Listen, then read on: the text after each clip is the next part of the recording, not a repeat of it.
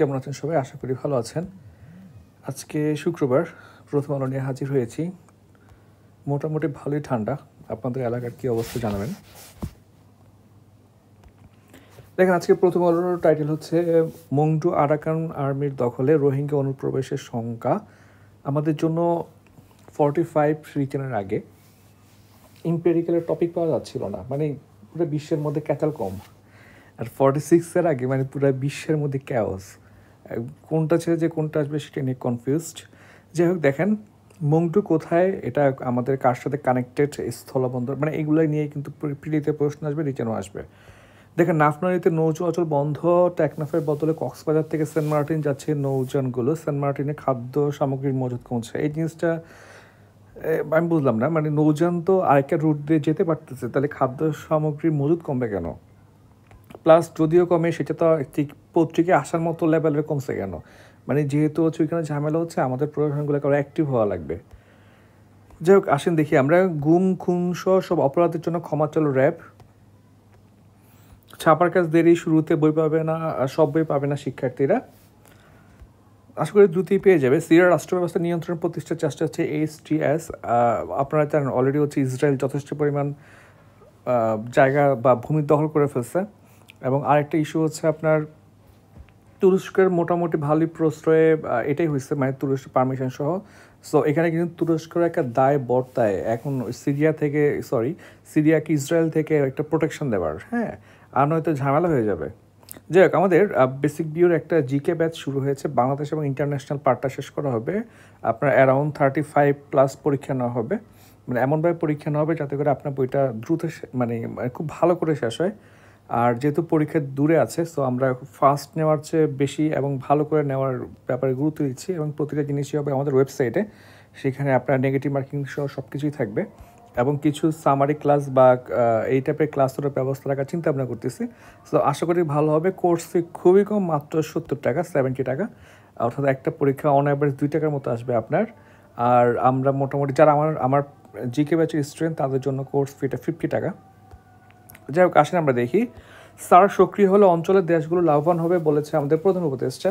SAARC নিয়ে এবার কিছু একটা আসবে, এটা ধরে রাখেন। সো সার্ক নিয়ে পড়াশোনা করতে হবে। আমি ইম্পেরিক্যাল নিয়ে কিছু ভিডিও বানাবো। দেখেন, সার্ক আমাদের কাছে বিশেষ গুরুত্বপূর্ণ। আমি প্রধান উপদেষ্টা হিসেবে শপথ গ্রহণের পরপরই সার্ককে সক্রিয় করার বিষয়ে বলেছি।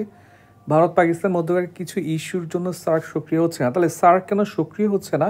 এখানে কিন্তু ভারত পাকিস্তানের ইস্যুটাকে হচ্ছে আমাদের প্রধান উপদেষ্টা কি আপনার নিয়ে আসছেন আর কি। তো যেহেতু প্রধান উপদেষ্টা নিয়ে আসছে, সো আপনি যদি বলেন যে সার্ক কেন দুর্বল, আপনাকে কিন্তু বেশি ফোকাস করা লাগবে হচ্ছে কোথায়, ভারত পাকিস্তানের বা দ্বিপাক্ষিক সমস্যাগুলো নিয়ে। এখন দেখেন যে অন্তর্বর্তী সরকারের প্রধান বলেন, আমি মনে করি দুটি দেশের মধ্যকার সমস্যা অন্য দেশগুলোকে প্রভাবিত করা উচিত না। প্রতি বছর দক্ষিণ এশিয়ার নেতারা যদি সাক্ষাৎ করেন, একসঙ্গে দাঁড়িয়ে ছবি তোলেন, তাহলে গোটা বিশ্বের কাছে একটা মেসেজ যাবে। সার্ক নিয়ে কিন্তু অনেক কথাবার্তা বলছে। সার্ক মোটামুটি আসবে, এটা মোটামুটি ধরে রাখেন।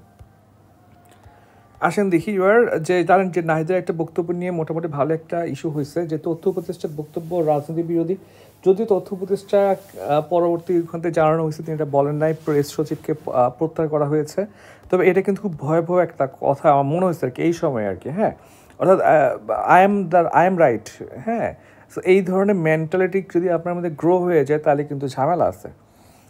দেখেন, ব্রিফিংয়ে পররাষ্ট্র সচিব ভারতের আটক 78 নাবিকের দেশে ফেরানোর আশা। ভারত যে কাজটা করছে খুবই বাজে একটা কাজ করছে। বাংলাদেশের অর্ধেক মাছই ভারত নিয়ে ফেলে, আমাদের সমুদ্র সীমাতে এসে ওরা মাছ ধরে নিয়ে যায়। আর ওরা যেভাবে আমাদের 78 জন নাবিকের ছবি তুলছে, মনে হচ্ছে কোনো বিশাল ক্রিমিনাল ধরে ফেলাইছে। আমাদের এই মুহূর্তের সমস্যা হচ্ছে অর্থনীতি, এটা আমাদের বড় একটা সমস্যা, আশা করি আগাচ্ছে। 23টা কারণে হচ্ছে আমাদের মানুষজন বাইরের চিকিৎসা নিতে যায়, এই কয়েকটা দেখে রাখবেন, পরীক্ষা যেন গুরুত্বপূর্ণ না। আমাদের একটা জব সার্কুলার গ্রুপও আছে আমাদের হোয়াটসঅ্যাপে, ফেসবুকে আমরা এরকম একটা গ্রুপ ইনিশিয়েট করার প্ল্যান করছি। আপনারা আমাদের হোয়াটসঅ্যাপ গ্রুপের লিঙ্কগুলো পেয়ে যাবেন ভিডিও ডেসক্রিপশানে। এই পেজে তেমন কিছু নেই, আমরা আগাচ্ছি। দেখেন, 74-এর দুর্ভিক্ষ থেকে যে শিক্ষা পাওয়া গেছে, তো এখানে মোটা দাগে 74-এর দুর্ভিক্ষের কিছু কারণ নিয়ে আসছে। প্রথম কারণ নিয়ে আসছে বন্যার কারণে ফসল ধ্বংস। দ্বিতীয় কারণ হচ্ছে তেল রপ্তানি দেশগুলো এক কার্টেল করে আপনার হচ্ছে দাম বাড়ায় ফেলছে।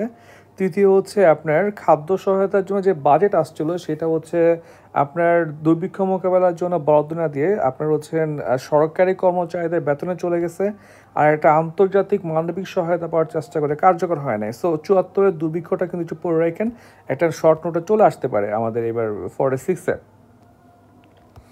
শীত কুয়াশা বাড়বে, আসছে শৈত্যপ্রবাহ, সবাই সাবধানে থাকবেন এবং শীতজনিত যে এই সমস্যাগুলো আছে সেখান থেকে আপনারা নিরাপদ থাকার চেষ্টা করবেন।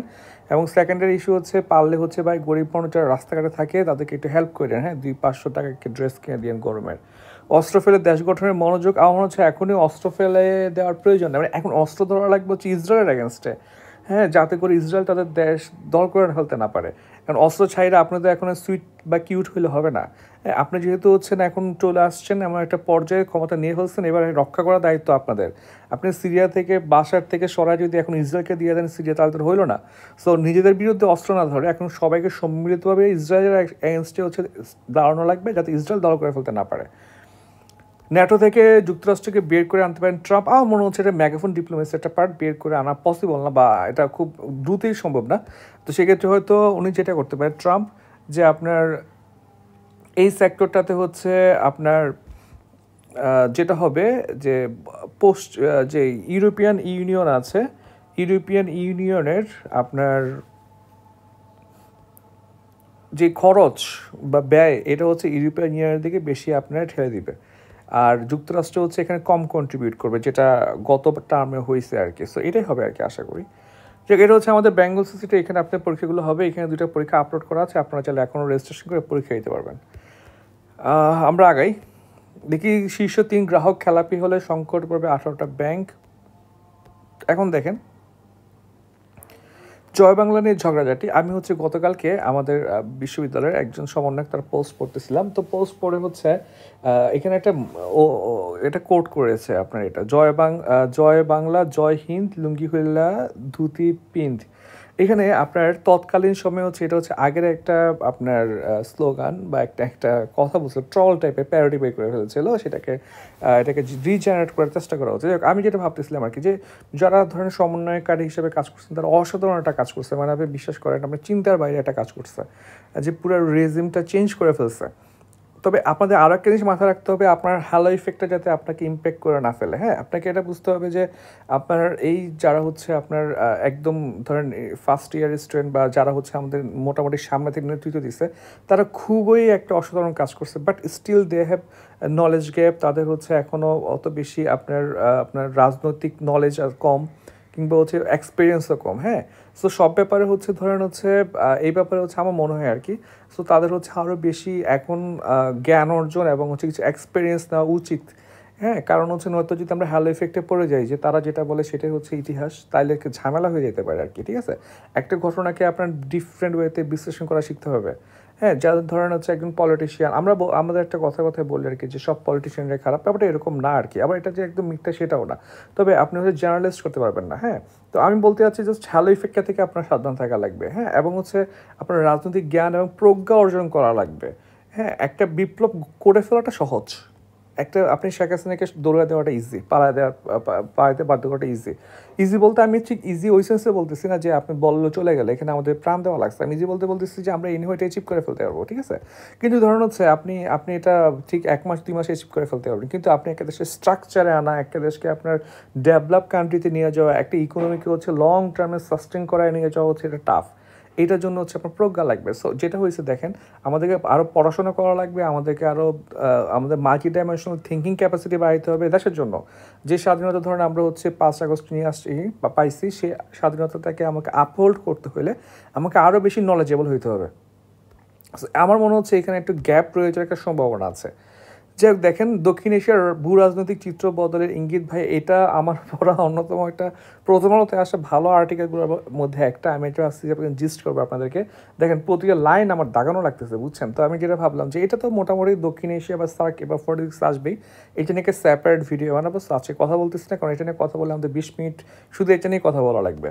সো আমরা আগাচ্ছি, এটা নিয়ে একটা ডেডিকেটেড ভিডিও আসবে। আজকে পারবো কিনা জানি না, তবে ইনশাল্লাহ কালকের মধ্যে চলে আসার ট্রাই করবো আর কি। হ্যাঁ, বা আমার ইম্পেরিক্যাল নিয়ে তো কিছু ভিডিও বানাবো, সমস্যা নেই।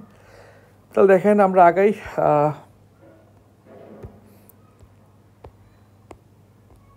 এখানে আর তেমন কিছু নাই, আমরা প্রায় লাস্ট পেজে চলে আসছি। দেখেন, কক্সবাজারের স্থানীয় জনগোষ্ঠীকে গুরুত্ব দেওয়ার সময় এসেছে। আমি মোটামুটি সবখানে মোটামুটি কক্সবাজারে প্রচুর যাই, প্রতি বছর 3-4 যাওয়া হয়। ওখানে সবার সাথে গল্প করি, আড্ডা দিই, একেবারে রিক্সাওয়ালা থেকে শুরু করে আপনার দোকানদার থেকে শুরু করে আপনার কুলি মজুর ভিক্ষুক সবার সাথে গল্প গুজব করতে আমার ভালো লাগে। তো ওখানে কথাবার্তা বলে দেখলাম যে ওখানে আসলেই স্থানীয় জনগণ পুরো নেগলেক্টেড, ওদেরকে আপনার থার্ড ক্লাস সিটিজেন হিসেবে ফেলে রাখা হয়েছে। এখানে হচ্ছে আপনার রোহিঙ্গারা আসছে, খুব কম টাকায় শ্রমিক পাওয়া যায়, জীবনমান কমে গেছে। এখানে ভালো ভালো জায়গাতে যারা জব করে সবাই বাইরের, মানে কক্সবাজারের স্থানীয় জনগণের জীবনমান উন্নত হয় নাই। এটা আপনাকে মানা লাগবে এবং এটা নিয়ে কাজ করা লাগবে। যাই হোক, এ হচ্ছে আজকের প্রথম আলো। সবাই